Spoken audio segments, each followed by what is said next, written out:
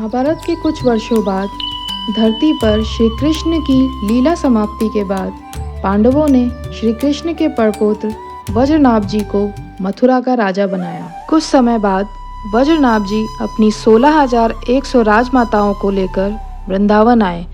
तब उन्होंने देखा कि माताएं श्री कृष्ण की याद में इतनी दुखी रहती हैं जैसे वृंदावन कहीं खो गया हो। यह देख वज्रनाभ जी ने अपनी माताओं को प्रसन्न करने और उनकी भक्ति को स्थायी रूप देने के लिए ठाकुर जी के विग्रहों का निर्माण प्रारंभ किया। कहा जाता है कि कंस के कारागार में श्री कृष्ण जिस शिला पर प्रकट हुए थे, वज्रनाभ जी ने उसी शिला का उपयोग ठाकुर जी की मूर्तियों के निर्माण हेतु किया। निर्माण में उन्हें वेदों में श्रेष्ठ ऋषि शांडिल्य का मार्गदर्शन प्राप्त हुआ, जिन्होंने श्री कृष्ण के स्वरूप का सजीव वर्णन किया। उसी दिव्य प्रेरणा से 3 विग्रहों का निर्माण हुआ। पहली मूर्ति जिनके चरण श्री कृष्ण से मिलते थे वो कहलाए मदन मोहन जी। दूसरी मूर्ति जिनका वक्षस्थल श्री कृष्ण जैसा था वो कहलाए गोपीनाथ जी। और तीसरी मूर्ति जिसे देखकर श्री कृष्ण की पटरानियों को लगा जैसे वर्षों बाद उन्हें पुनः अपने प्रियतम श्री कृष्ण के साक्षात दर्शन हो गए हों। ऐसा वर्णन है कि जब श्री गोविंद देव जी का दिव्य विग्रह प्रकट हुआ, श्री कृष्ण की पटरानियां उन्हें देखकर भावुक हो गई और उन्होंने तुरंत ही घूंघट कर लिया, क्योंकि गोविंद देव जी का संपूर्ण विग्रह श्री कृष्ण के स्वरूप से एकदम मिलता जुलता था। सदियां बीत गई, मूर्तियां खो गई, वृंदावन जंगल में बदल गया। तब आए श्री चैतन्य महाप्रभु। उन्होंने अपने 2 महान शिष्यों श्री रूप गोस्वामी जी और श्री सनातन गोस्वामी जी को वृंदावन भेजा, खोए हुए कृष्ण लीला स्थलों को पुनर्जीवित करने के लिए। श्री रूप गोस्वामी जी और श्री सनातन गोस्वामी जी दोनों बंगाल के एक प्रतिष्ठित ब्राह्मण परिवार से थे। श्री रूप गोस्वामी जी कभी नवाब के दरबार में ऊंचे पद पर थे, लेकिन प्रभु की भक्ति में उन्होंने सब त्याग दिया। वृंदावन आकर वे कुटिया में रहते, शास्त्रों का अध्ययन करते और श्री कृष्ण की लीला स्थलों की खोज में दिन रात लगे रहते। श्री रूप गोस्वामी जी की भक्ति इतनी गहरी थी कि स्वयं भगवान श्री गोविंद देव जी उनसे प्रसन्न हो गए।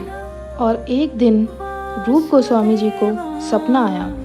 भगवान ने कहा, एक गाय रोज गोमा टीला पर आकर एक ही स्थान पर दूध गिराती है, वहीं से मेरा स्वरूप निकालो।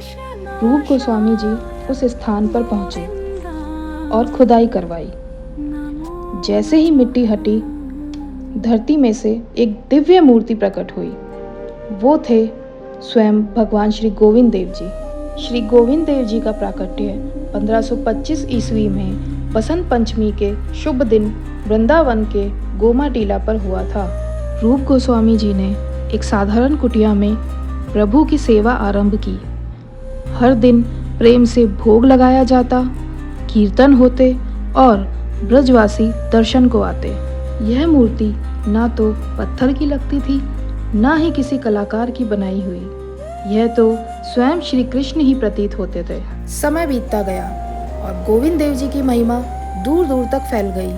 भक्तों और संतों की प्रेरणा से एक भव्य मंदिर का निर्माण शुरू हुआ।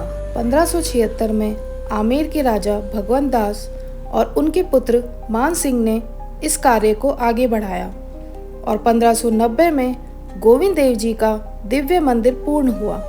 7 मंजिलों वाला यह मंदिर पूरे भारत का गौरव बना।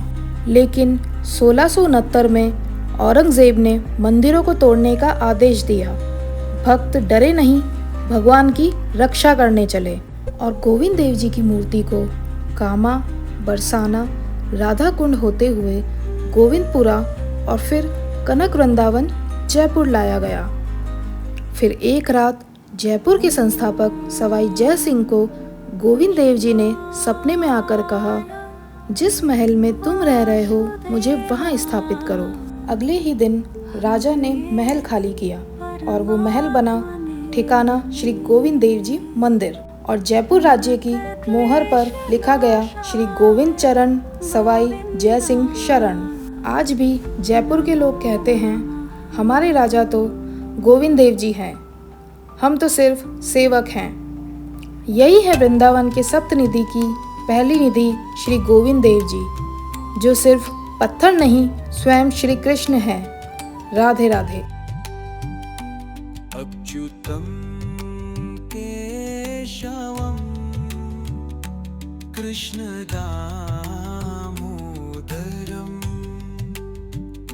रामनारायणं जानकी वल्लभम्।